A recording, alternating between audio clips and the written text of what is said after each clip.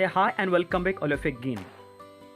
Teaching a lesson in a classroom is very much easy, but when it comes for a poem, then it becomes a bit uncomfortable and sometimes uninterested for students and sometimes for teacher too.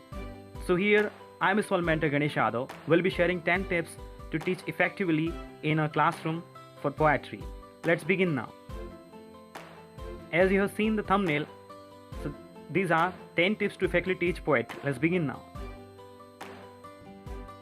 The first one is introduce poetry with poems that your students can relate to. In this way, first of all, you should make them understand about the poetry, what poetry is, and tell them to understand the poetry tools also. So here you to go for telling them that poetry is fun, creativeness, and sometimes a fun part.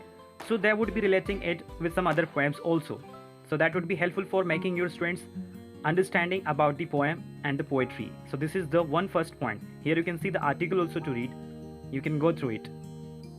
So here we complete the first point. We are going for the next one. The second one is read each poem aloud to students more than once. It's very common point. When you are going for a poem, then read it for 2 times.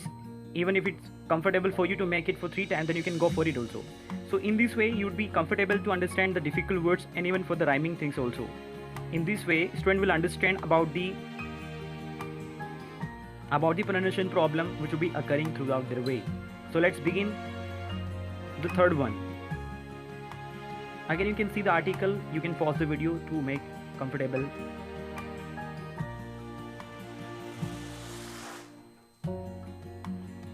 The third one is set up a poetry corner in your classroom. This is when you're going to teach a poem, then you should be having some kind of poetry books in your classroom to make students understanding about that poetry. Here you can go for the books with you, then you can show them in your students to students to display them. Even you can use a classroom board.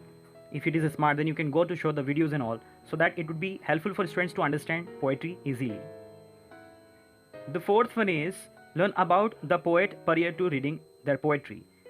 The fourth one is about when you are going to teach a poem, then first of all you should understand about the poet and then his or her message behind that poem. That would be easy for you to understand, and even it would be comfortable to make your students understand easily. So in this way, you to understand about the poet first, then go for the poem. Before teaching a poem at home, you should understand about the poet's purpose. So spend time analyzing poetry to really understand the author's purpose. So in this way, you would understand what poet is saying in this poem and what are the messages regarding with this poem. So this would be helpful for you to make your students understand about that poem also. The sixth one is a bit awkward one, but you can go for it. Start each day with a read aloud poem. In this point, we are making understand that you should read poems aloud in your classrooms, even at home also. So that would be helpful for you to understand the rhymings and even for the students to understand rhymings in the classroom also. So this is the reading process. The seventh one is about the grammatical portion, which is teach figurative language to help students better understand the poem's meaning. In this point, I'm making you understand that you should understand the figurative speech, for example, metaphor, similes, and many others. So that would be easy for students to understand and even for you to understand what you're going to teach.